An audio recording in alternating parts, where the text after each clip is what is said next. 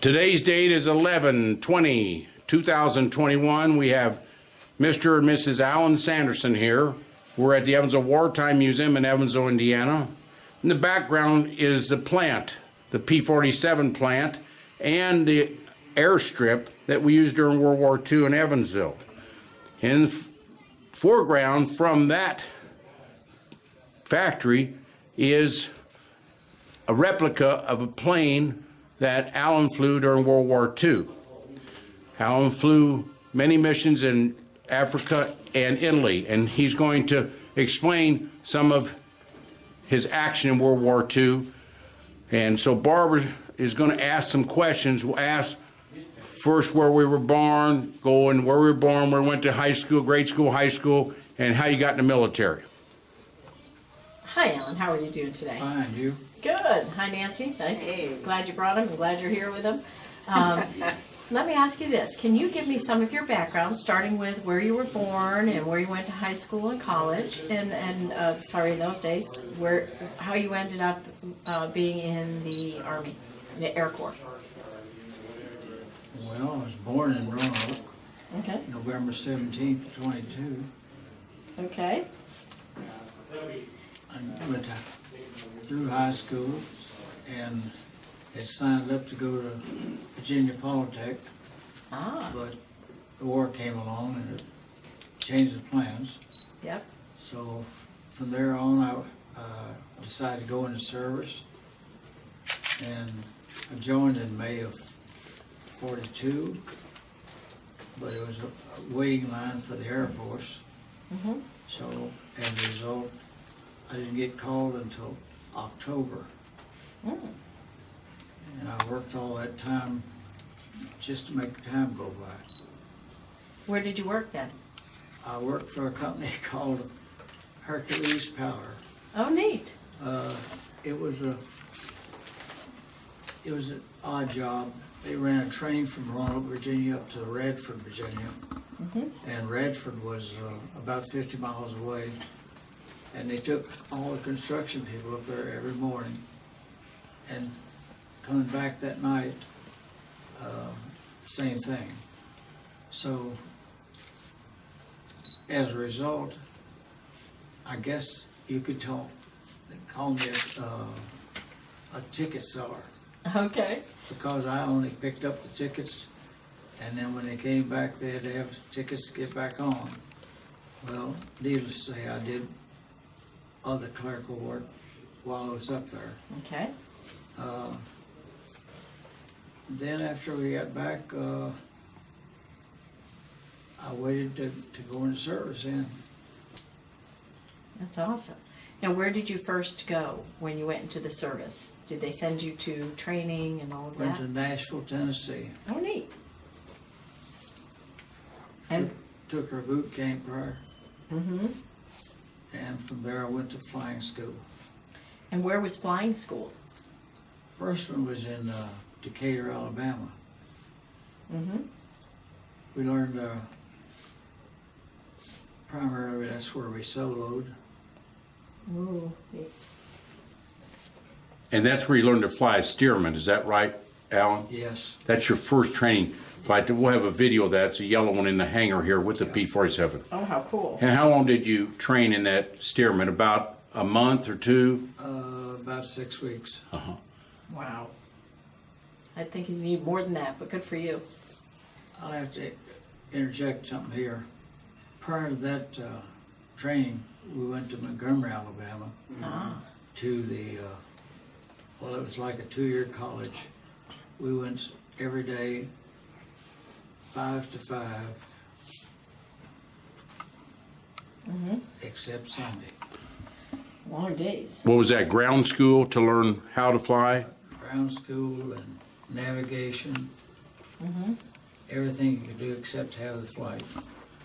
We were in Montgomery around Christmas time 2 years ago, and it was on, I don't know, maybe it might have been Christmas Day. And then we went to the gate, and they said, if you are a personnel person, you can get in, but otherwise you can't. So they were very young people standing at the gate. So the police officer was there, and I told him, I said, Alan was here learning to fly in many years ago. So he said, okay, you just go right through, take your time, and when you come out, just come back past the gate and let me know you're through. So he said the premises looked like the days that he was there. It was Wow. It was school. all the same. That's neat, because that's a long I don't time. know if you ever been to that pre-flight school, or they name it something else now. Mm-hmm. But it's just huge. Yeah.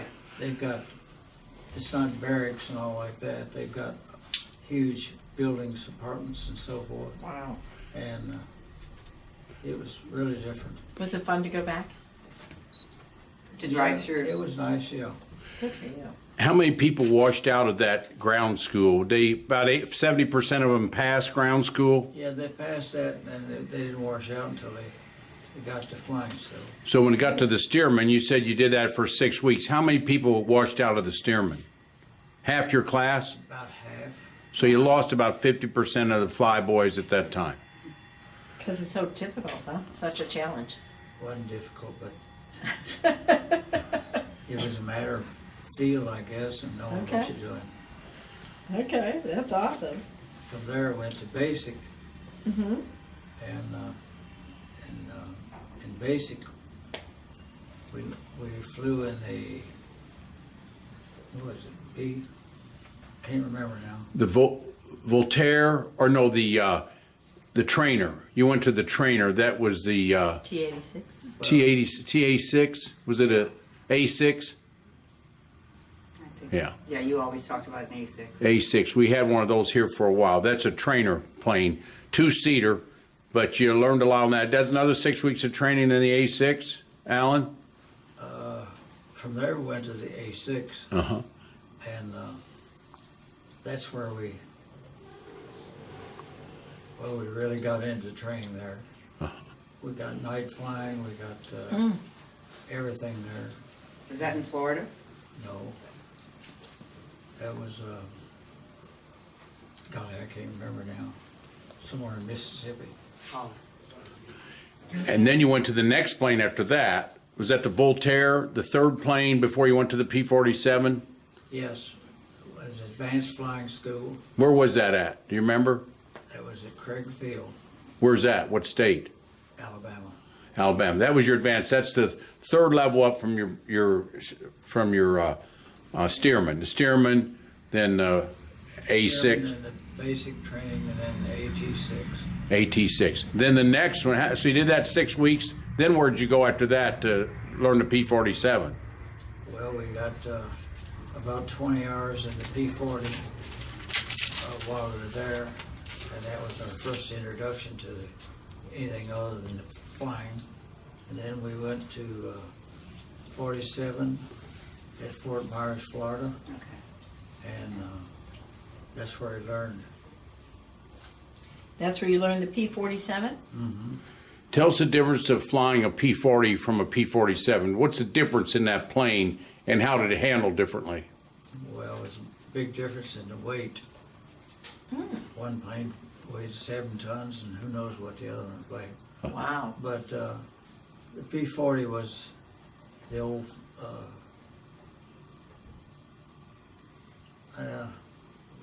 It was a precursor to the P-47. it was a Okay. group that used to fly the hump. Oh, yeah. And anyway, got 20 hours in the P-47, and we shipped overseas. 20 hours only, and then you shipped overseas? Wow. So you had a total flying hours of maybe 80 hours before you went overseas, maybe 100 hours flying? Yeah, I had less than that. Less than that. 100 hours, and they already put you in that big Training, they plane. put you there. Wow. Tell us how you got overseas. You go on a ship, or did you fly over, and then where did you go?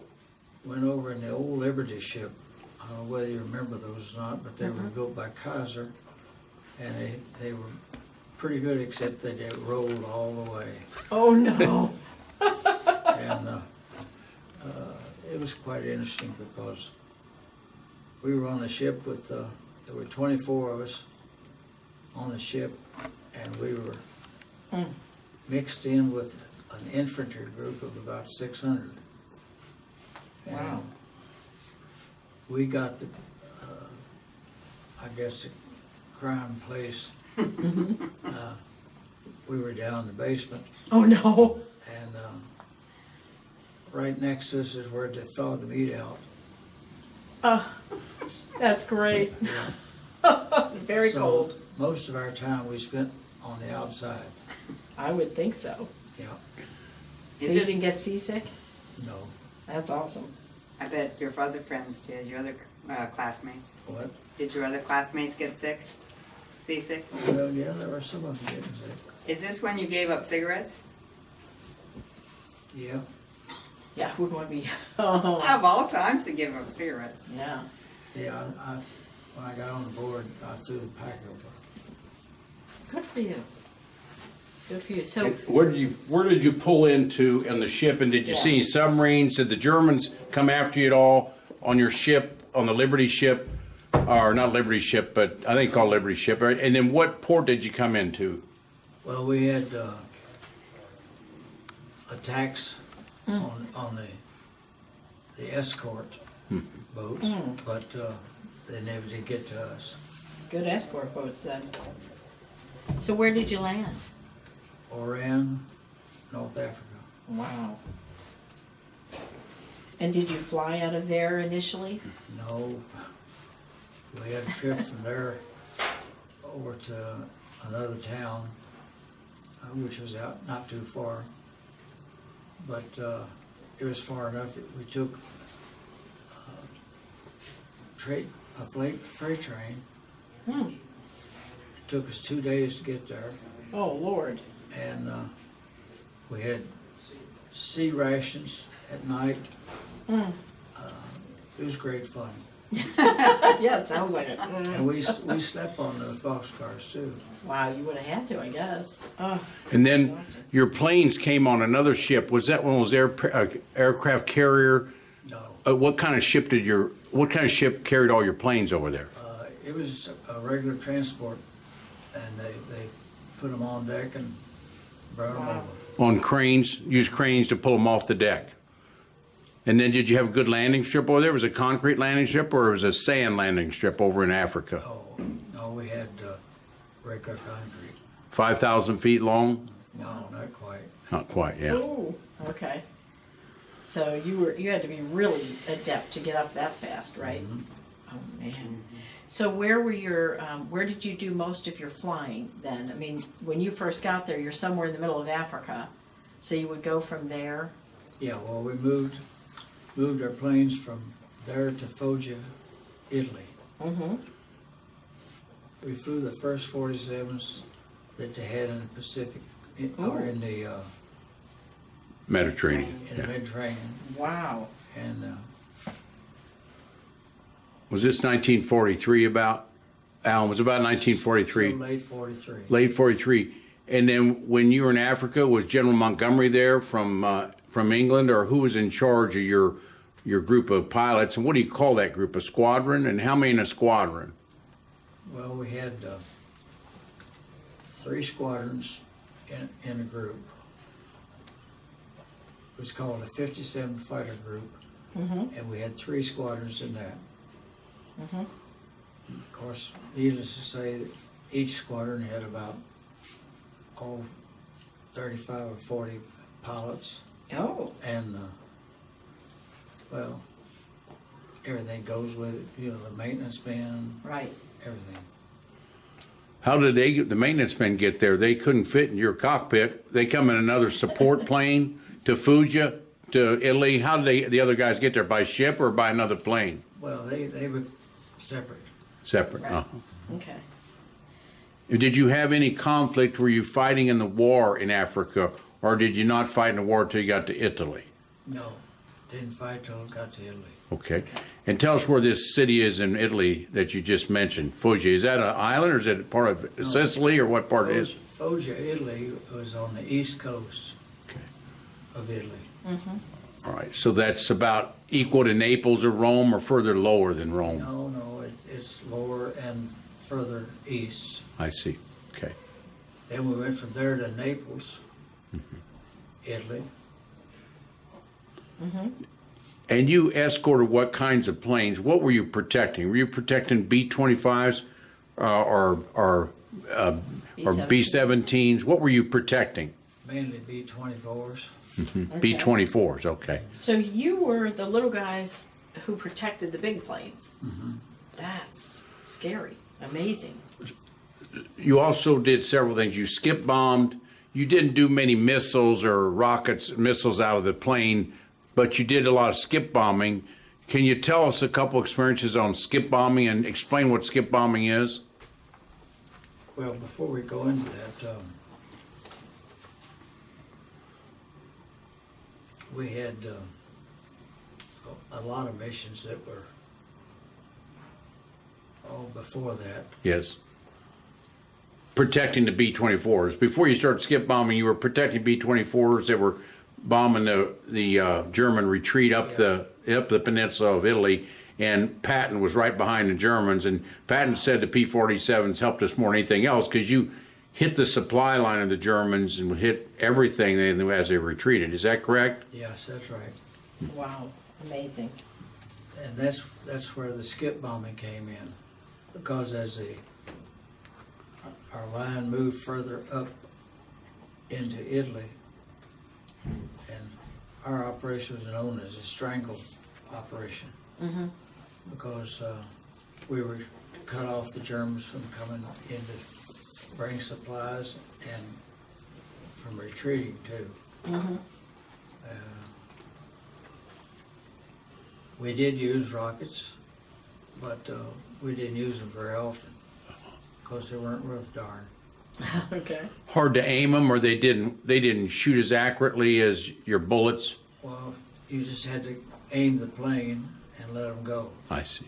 because you just hoped that the trajectory was okay. You had 3 rockets on each wing, and so it could shoot 3 rockets. Tell us what the experience was when you pulled the trigger with the 8 Browning automatics with 1,000 bullets in each wing. What did the plane feel any different? And tell us if you strafed anything, how strong that was. An example of when you strafed something. Well, you got 2 things there. The 6 rockets, when we let go of those, you could feel it. Yeah. When you shot the 850s, you felt very little. It was pretty good. That's nice. So when you shot the 850s, that was where you strafed? Because I'm not real familiar with these. Yes. Okay. And you would do that to keep the other guys off kilter. Well, you know, strafing is low altitude, Right. and we had pretty much anything was moving was on the ground. And Okay. that was about it. If you saw a movement of some kind on the ground, you strafed it. How did you know if it was our guys or their guys? If it was our guys or their guys, Yeah. well, our guys weren't far north of that. Oh, okay. So you knew you were going up in front. You were Yes. helping clear the way. Yeah. Oh, okay. Thank We were- God. We were north of our lines. Okay. Did you ever shoot a tank or a train with your bullets and watch it be destroyed? Yeah, both of them. Wow. Shot tanks. Those 850 calibers would take about anything out. Wow. Train, you could cripple a train right away, just get the engine, and 850s would put an engine out of whack. Wow. So they'd be stuck right where they were. They say the power of those 850s, you have 23 seconds, you hold the bullets, and they're all gone. But the power of that is a 150 truck going 60 miles an hour. Yeah. And you're probably flying usually about 300 or 350, or how fast are you usually going? Oh, about 300. Yeah. You'd be flying 300 miles an hour? Do what? How high were you flying? Well, all our strafing missions were probably from 2,500 feet down.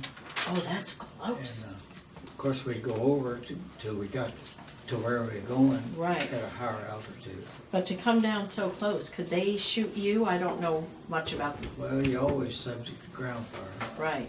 Uh, Was any of it able to reach your planes in those days? Any of them. Any of the ground fire able to reach your planes at Oh, that yeah. point? Yeah, Oh, scary. we had some that were down.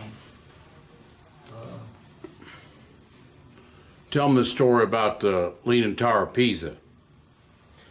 Did you bomb that? He Did you, was like, about zip did right it. He around? might be infamous, but he was smart enough to get away from that.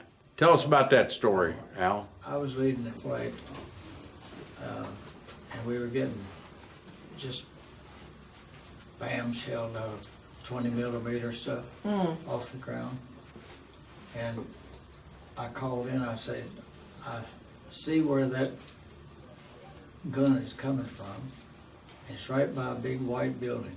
Oh, no. And I'm going down and get it. The rest of you just stay tight.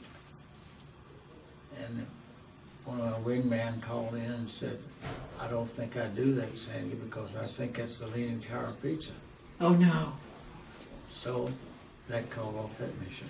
Yeah, I'd say so. But then 3 days later, we were back in the same area, and that gun was still going, and I took a hit on a wing.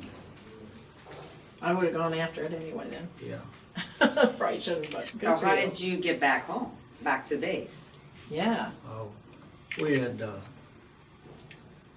well, it was a good enough hit that it froze all the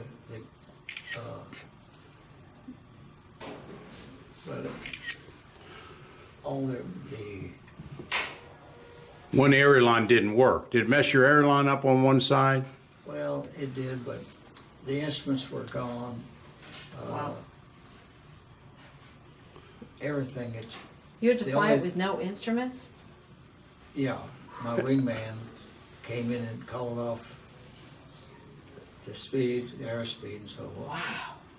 And you went in a circle all the way back? You don't go in a circle. Didn't you go on a circle back? Yeah, it would only turn one way, Oh, no. and it would always go from the left, and we came back all the way back to Corsica Oh, my Lord. with just a turn and left, and we'd gain every time we made the circle, while we'd gain a few hours. Wow. And you had enough fuel to get home. Were you Yeah. able to? Yeah, I mean, you're here today, but was it a really rough landing then?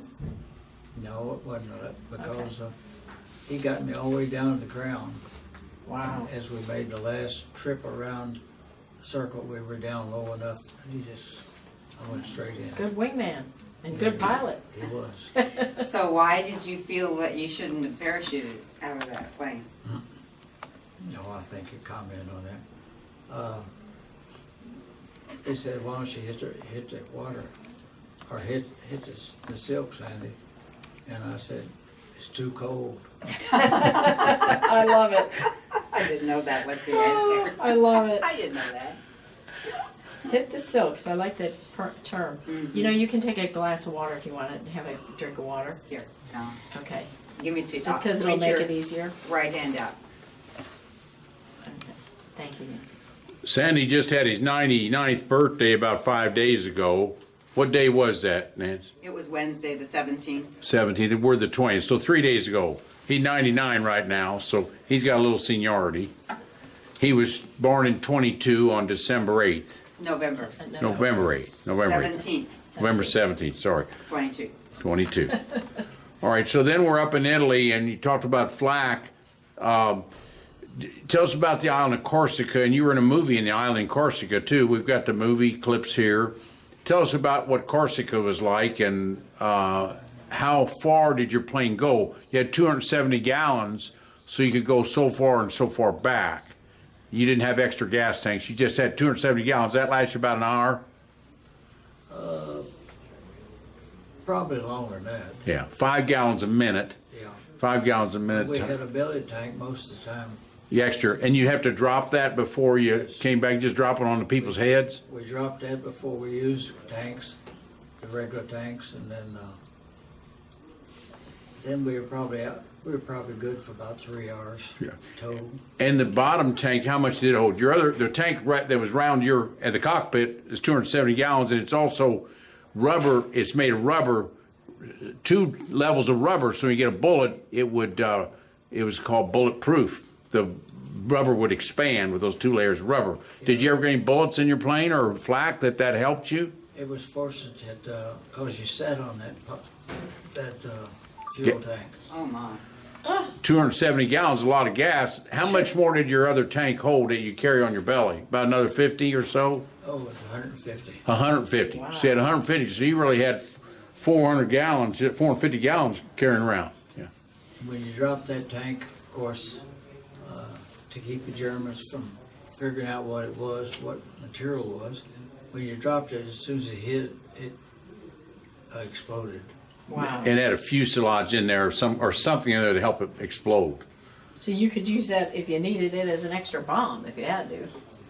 Well, we didn't worry You about didn't intentionally that. do that, yeah. Where was your extra fuel tank? Right in the center of the plane or on the side? Right underneath the belly. I see. In fact, Were you sitting on her? no, it was right underneath the cockpit. Like that plane behind us there, there's one sitting behind us there, that imitation, that's a bomb under that one.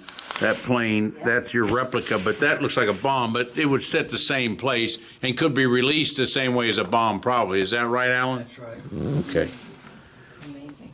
Now, did you ever get in any dog fights or the Germans? Did you ever see a Messerschmitt or did you ever see the Germans' jet plane that they had in World War II? I forget the name, but it was 267 or something. Did you ever see that jet come by? Only vision we had of the jets is one day on a mission, the jets flew straight up through our mission. And they went straight up and out of sight. Wow. And they didn't take any fire or anything, just, that was it. You were probably going 300 miles an hour, and they went probably 550, went right through. It was like you couldn't believe what you saw. You remember seeing it? Yeah. Yeah. Yeah, it was so fast you didn't realize it. Yeah. It came through and it was gone. Yeah. Wow. Now, how about any Messerschmitts? They made 38,000 Messerschmitts in World War II. We made 16,000 P-47s, but the Messerschmitts. Did you run into any Messerschmitts? Did you see them? Are they any of their Fokkers or their bombers? We didn't, but while we were on the Foggia coast before we moved to Naples, our outfit ran into some of the MEs, and incidentally, they did pretty well with them because we didn't lose any pilots. We got 2. Good. Did they teach you the power of this P-47 is also high altitude coming down? You can come out at over 400 miles an hour because you have it's called extra. We call that when you get the extra power to the engine. It's what do you call it engine? It's afterburner, not an afterburner. What? How do we get extra power to that engine up at high altitude? It sucks the air in? Yeah. What's that called, Alan? Oh, it was water inject. Yours is air cooled. Yeah. Air cooled. That's why you were so much better than those other planes. You could take the bullets. You had 18 cylinders, but the Messerschmitt, the Spitfire, and the Zero were all water cooled. That's why yours was so fabulous. That Grabitsky, he had, I think, 200 bullets in his plane, and he came back. Wow. So then the flak already got you, and you came back too. The flak got your wing, so you were lucky. Yeah, we had, we got, I mean, this wasn't the only damage. We had several airplanes that were damaged during the different periods. Did you escort any of those big bombers like the B-24s up into Germany or to Greece or to Upper Italy? Upper Italy, but after that it was out of our scale. I see. What kind of bombers you escort? B-24 mostly? B-24s. Yeah. They were stationed just south of us on Corsica. So they would get up in the air and you catch them and then just stay in a circle around them and protect them? Yeah. Yeah. How many of you would protect one B-24? How many what? How many P-47s would it take to protect one B-24? Oh, Well, we just flew a whole squadron, and we protected them. That's great. Your dad flew what, Barbara? A B-17. My dad was a B-17 pilot, but mostly in Germany. No, we only B-24s. 17. No, my He's- dad flew a B-17. Oh, okay. Yeah. Okay. Yeah. That's what he flew in World War II, up in Germany. Now, what did you think about our freedom, Alan? And what did you think? Did you think we were going to win the war at the beginning? And as you saw us getting trained, were you scared of Germany and Japan taking over our country? Well, I wasn't scared of Germany because we could see the Germans were on the run. But Japan, we didn't know. Yeah. In fact, we were on the way home from Germany, from Corsica and Naples when the war was over in Europe. Tell us what you did at on D-Day. You sort of, D-Day was one of the biggest invasions. Actually, Okinawa was the biggest invasion ever. But D-Day was June 6th of '44. You were over in Italy. Tell us what you did to try to distract the Germans. The Germans didn't know we were going to invade. There's lots of books out where we tried to say we're going to invade the Mediterranean coast instead of over there by France. But weren't you a decoy of some kind? Can you tell us about that? Well, on D-Day, our mission was to go up and hit the Germans behind so that they couldn't retreat. And basically, we didn't see the coast or anything over there, but we saw the Germans retreating. Did you shoot them? Oh, absolutely. Yeah. Did you go back with any bullets most of the time, or you use all your bullets every time? No. Well, we had a lot of people that run out of ammunition, Yeah. and it just depends on the way you shot.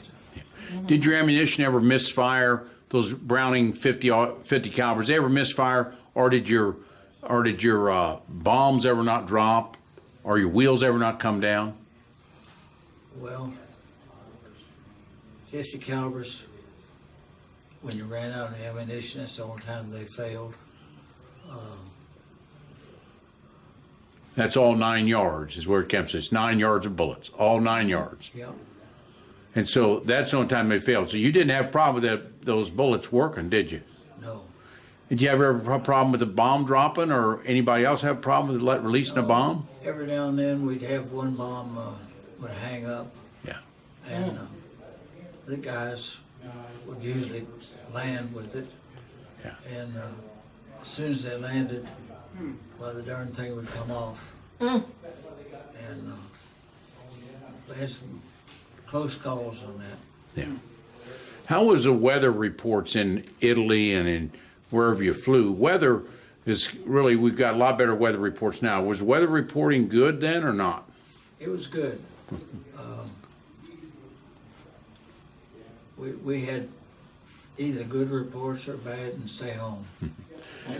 And radar was Pretty invented accurate. in World War II. Radar was invented. Tell us how that helped you, radar, with your flying and with that war. Well, it was really a necessity because without it, why, we'd have been up creek. Yeah, yeah. Did you fly mostly in the day or the night? Most of our missions were in the day. We had some late missions that we got back after dark, but not too many. Did you have anything to do with Monte Cassino? With what? Monte Cassino? Remember when we were there and we had a driver and you were talking about, oh, look, the building's built back up. And I said, what do you mean? Well, that's what we shot. We burned it down, and the guy turned around. He was so young, and then I said, oh, Alan was in World War II. So he just kind of turned back and kept on driving. Well, that was when we were told to leave Monte Cassino alone because we figured it was full of priests and so forth. Right. And then as the war went along, we found that it wasn't that way. And we were told to go in and get it. Mm-hmm. And so they destroyed it. Were you part of that? You know what? Were you part of that mission? Well, we were part of all the missions that were going in that time. Okay. How long were you actually in actually flying in Europe and Africa? Were you there for the full 2 years? I mean, you didn't get breaks or anything like they do now, right? No, I went over and got over there in November really, Mm-hmm. of 43. Hmm. And I stayed until November. Of 45? No, 43. 44. 44. Yeah, 44, okay. 44. Then you came back. You had 118 missions about, is that about right? Yeah. When you were flying down the Mediterranean, did your plane never used an aircraft carrier? You never did land on an aircraft carrier? No. The Corsairs did that. Did you see many big ships when you were there in Italy, LSTs or battleships or aircraft carriers when you were flying over the Mediterranean? Well, we didn't see any of the Navy.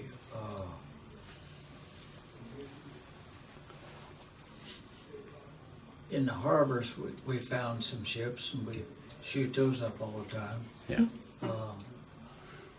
Did you have a hard time determining if it was a German ship? Could you tell? Did they teach you how to identify ships so you weren't shooting our ships? No, but the ones that were in the harbor where we were shooting, we knew that they had to be enemy ships. Because the United States weren't any further north than about Rome. Our plane here has markings on the bottom of black and white, and they did that on D-Day, the night before D-Day, so we knew whose plane was the United States or who was another country. Was your plane painted on the bottom so your friendly people wouldn't shoot you? You didn't have yours painted over in Italy? No, it wasn't. Okay. You're just a regular. Was yours green just like the one we see in the background there? Yep. Were most of them green like that, Alan? Most planes like that green, or they changed it to Well, silver? They were green, which was the old Razorback was green until May of 43. And then you got the bubble top that we May of 44. may have for. And then they shipped the bubble tops in. You flew both the bird cage like we see in this picture and also the bubble top. Yeah. Remember, both of those are made here in Evansville. I flew that for most of the missions. The bird cage, Yeah. Yeah. No, the bubble top, Bubble top. the bubble top. Because then you could see more. Could you really see better in a bubble top? oh yeah. A lot better. About 270 vision, where the other one's maybe about a 180 vision. 180, yeah. 180, Wow. yeah.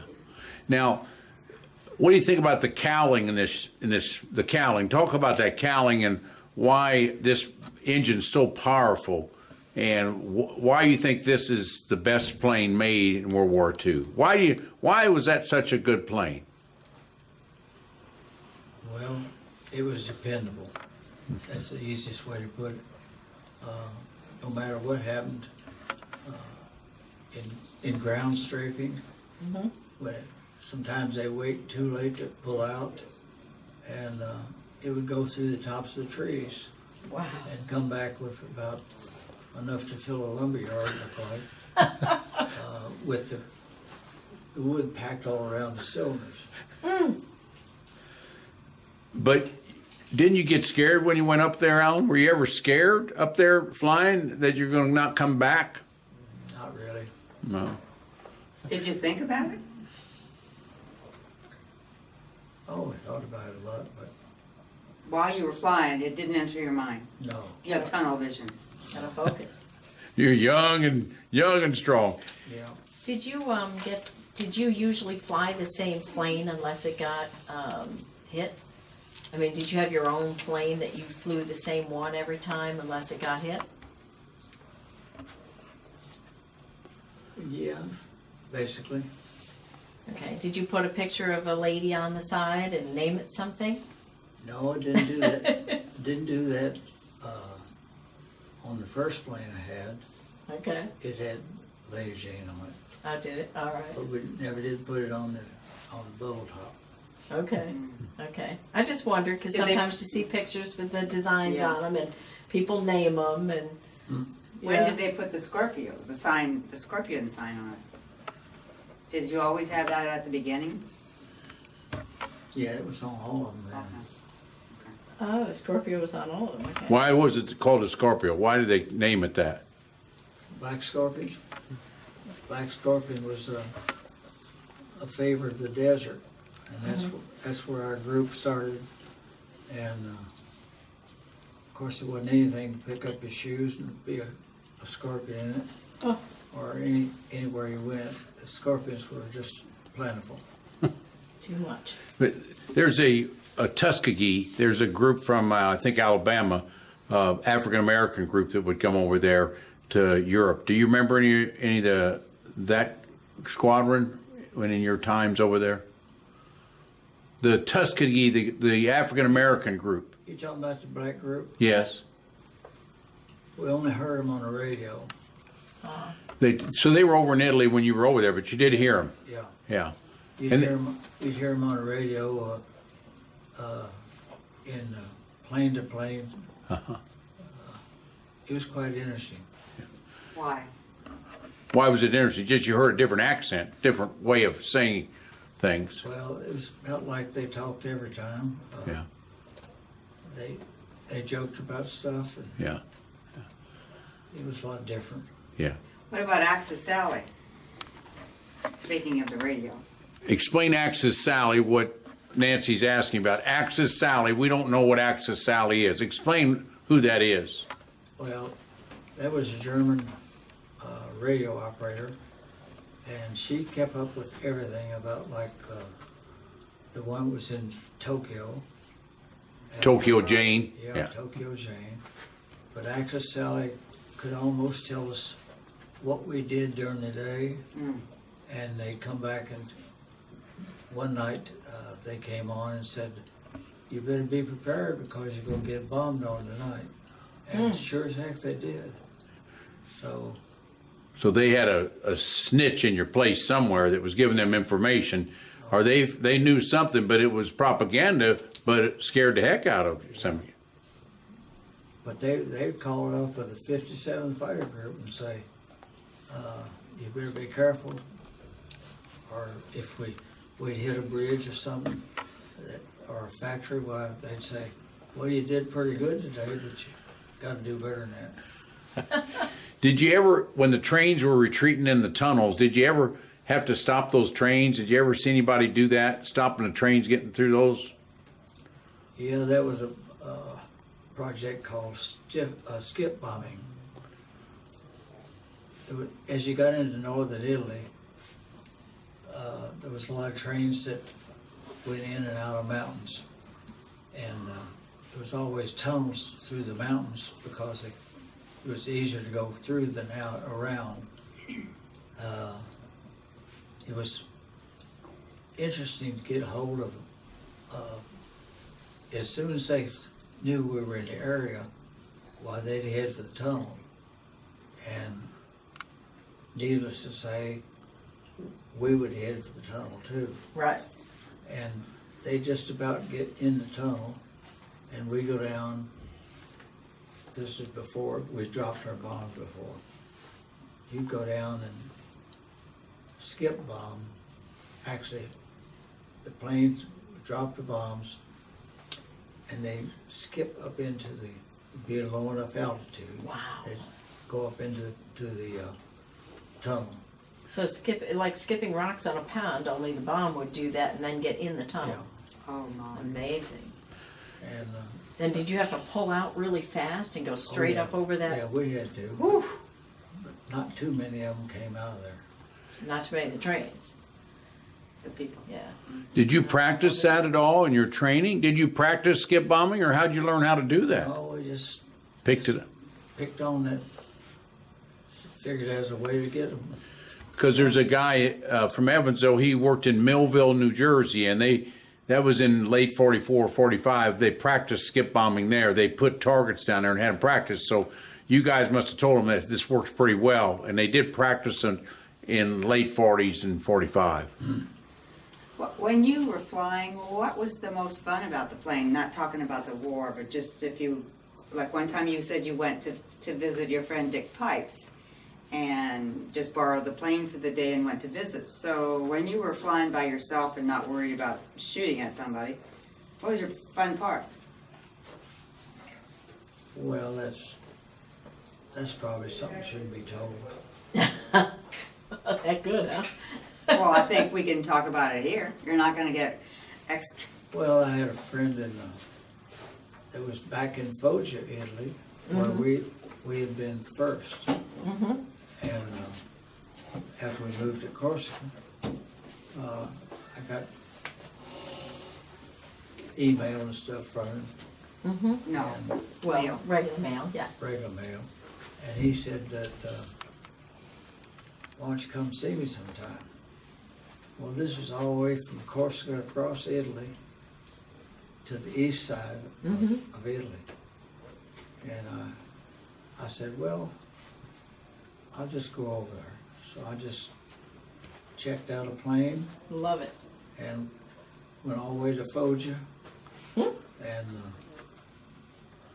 landed and visited with him for a while and came back. That's great.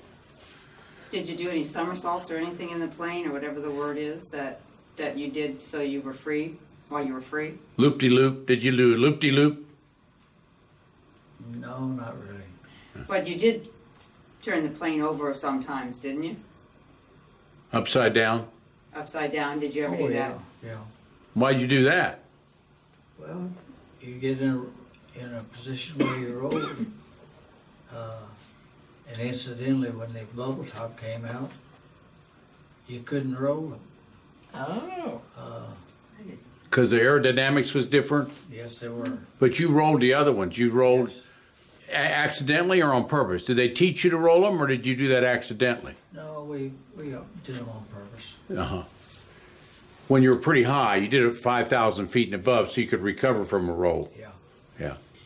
How did they assign you a crew chief? How did this? Well, it was just by So, whoever was in charge. so everybody had a crew chief? Everybody that flew a plane had a crew chief? Yeah. And how was yours? Well, we had a good one.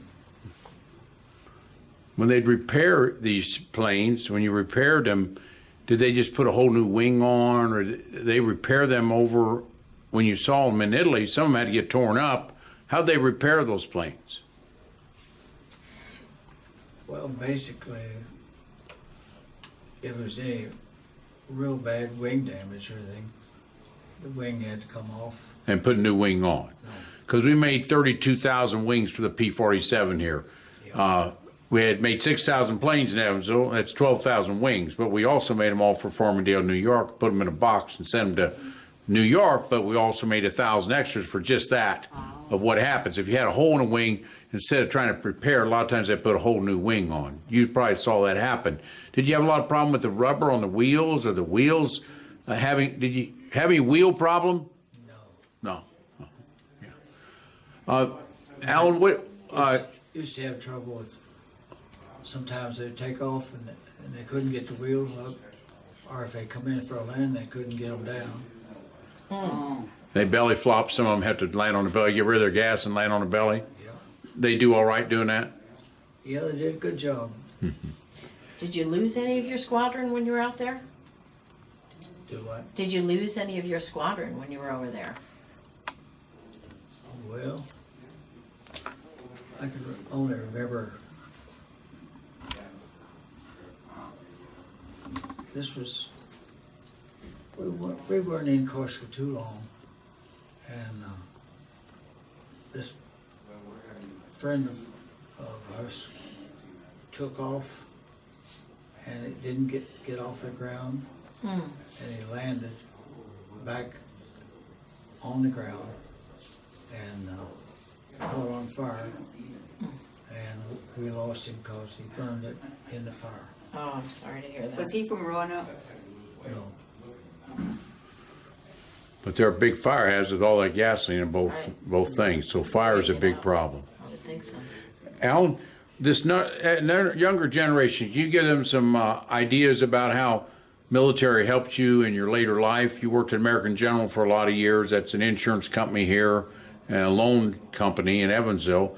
Did the discipline you learned from being a pilot help you in your later walks of life? Yeah, because you learned how to take orders. Really, you learn from management, and it was good because you were pretty much used to that in a way. Wasn't a real problem. Somebody told me the other day that 16 million veterans from World War II, you're one of the 16 million, and they said the reason the United States was so successful is people knew how to take orders, and they had some discipline. And you think a whole generation of men, mostly men, in 1945 had already been disciplined a lot. For 4 years, they saw things that, that you're part of the greatest generation. Partly also, you made the United States a safe place. You made the world a free place. People like you. Thank you very much. Do you have any advice for the next generation of what they should do? The kids growing up, they're 20 years old, 15-year-olds. Do you have any recommendations of how they should treat their country and treat the military and treat our freedom? Well, they better treat the freedom full blast, so it's not going to be around long. I would recommend that everybody would belong to the military for at least 2 years. And wouldn't hurt anybody. I mean, it's good discipline. You learn how to take orders, and you see the benefit of the order after you take it. A whole different world. So then you come back home, and you learn to take orders too. Can you tell us the most satisfying thing you had at American General where you worked? That was a company in Evansville, Indiana. It was first Morris Plan, then Credit Thrift, and American General. You were there probably 40 years? 40 years, and a very successful company in Evansville, Indiana. Encompassed a lot, worked in a lot of different places in the world. What was your job there, and how do you think your training helped you? Well, I started off, I was traveling, and Kentucky, Indiana, and Georgia. So I was going, Monday morning till Friday night. Wow. But after I got all of that, went into the savings and loan part of it, and stayed in there until I retired. And that was Credit Thrift? That was called Thrift. Thrift, Okay. sorry. Do you want to have some water for a minute? What year did you retire, Alan? 86. You were a flyboy in World War II. Did you ever fly? Did you want to have a plane yourself or fly more? Why didn't you keep flying? And why didn't a lot of pilots keep flying? Was it the cost of an airplane, the cost of an upkeep?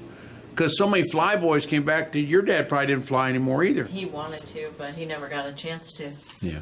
Is it mostly a cost issue where the plane was so costly and the gasoline so costly, or why didn't flyboys keep flying, Alan?